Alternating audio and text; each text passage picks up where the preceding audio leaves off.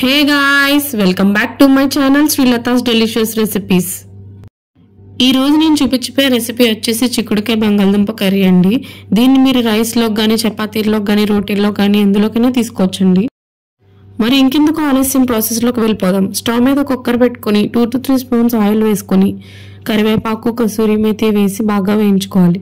అవన్నీ బాగా వేగిన తర్వాత సన్నగా కట్ చేసి పెట్టుకున్న ఆనియన్స్ వేసి బాగా మగ్గించుకోవాలి. ఆనియన్స్ లైట్ గా మగ్గిన తర్వాత చిటికెడ పసుపు వేసి గరిటెతో కలుపుకుంటూ బాగా మగ్గించుకోవాలి. ఉల్లిపాయలు బాగా మగ్గిన తర్వాత మీ రుచికి సరిపడా సాల్ట్ వేసి గరిటెతో కలుపుకుంటూ బాగా మగ్గించుకోవాలి. చూడండి, ఉల్లిపాయలు ఈ విధంగా మగ్గితే సరిపోతుందండి. ఎందుకంటే చిక్కుడుకాయలు వేసిన తర్వాత కూడా మనం మగ్గించుకుంటాం కాబట్టి ఉల్లిపాయలు మాడిపోతాయి.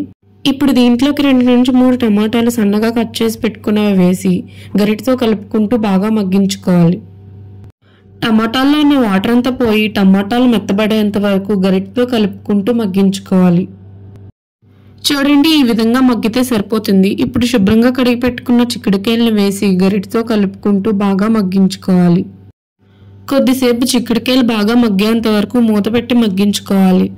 చూడండి, చిక్కుడుకాయలు ఎంత బాగా మగ్గిపోయినాయో. ఇప్పుడు ఒక్కసారి గరిటెతో బాగా కలుపుకొని శుభ్రంగా కడిగి పెట్టుకున్న బంగాళదుంపలు వేసి గరిటెతో బాగా కలుపుకుంటూ మగ్గించుకోవాలి.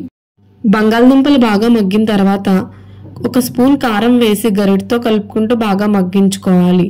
మీరు కొంచెం కారం ఎక్కువ తినేవారైతే ఇంకొక స్పూన్ ఎక్స్ట్రా కూడా వేసుకోవచ్చండి. సారీ అండి, నేను ఇక్కడ వాటర్ వేయడం షూట్ చేయలేదు.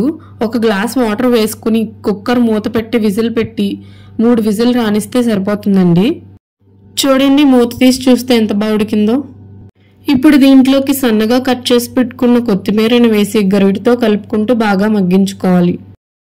అంతేనండి, బంగాళదుంప చిక్కుడుకాయ కర్రీ రెడీ. ఇప్పుడు దీన్ని ఒక బౌల్లోకి సర్వ్ చేసుకుని పైనుంచి కొత్తిమీర జల్లుకుంటే అంతేనండి, టేస్టీ టేస్టీ చిక్కుడుకాయ బంగాళదుంప కర్రీ రెడీ. దీన్ని మీరు చపాతీల్లో కానీ రోటీల్లో కానీ పొరాటాల్లో కానీ దేంట్లోకి తీసుకున్నా చాలా బాగుంటుందండి.